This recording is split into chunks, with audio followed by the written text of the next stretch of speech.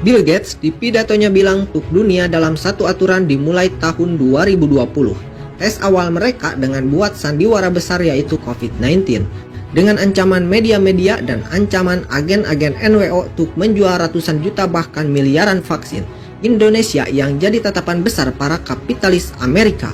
Kenapa harus Indonesia? Jawabannya karena di protokol Yahudi di proposal 20 Indonesia dan Pakistan wajib hancur sebelum 2025. Program setelah 14 negara Eropa dan Amerika Serikat menyepakati Islam musuh bersama setelah Uni Soviet hancur.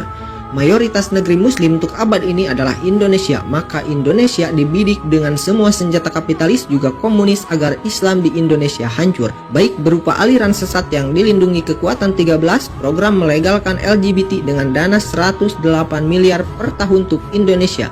Penghancuran ekonomi umat, impor besar-besaran juga impor tenaga kerja asing dan asing di saat pemuda-pemudi Indonesia banyak yang jadi pengangguran.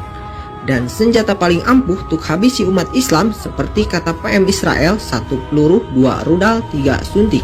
Ini program besar dari 2020, entah sampai kapan. Dilihatlah potensi sosok besar dalam negeri yang berhasil dengan program vaksin terbaik dan juga banyak jadi pujian rakyat. Diangkat semua media untuk bikin iklan, dibuat buzzer untuk menyerang dengan tulisan medsos agar nama makin melejit tinggi dan luas. Tapi tidak ada yang sadar kalau mereka hanya jadi boneka mainan para mafia-mafia politik oligarki yang hanya 500.000 keluarga, tapi menguasai semua sistem di bumi ini. Umat yang tadinya ikut imam pun akan lompat pagar meninggalkan para pemimpin-pemimpinnya demi iming-iming jabatan juga amplop tanpa seri. Cara lama tapi masih ampuh untuk bikin umat Islam meninggalkan pimpinannya. Nyata terjadi saat kapal besar itu tenggelam dan berubah jadi sekoci kecil dihempas badai dan gelombang. Potret masa-masa konstitusi diagung-agungkan dari ayat suci. Hukum globalis ditinggikan dari hukum hadis.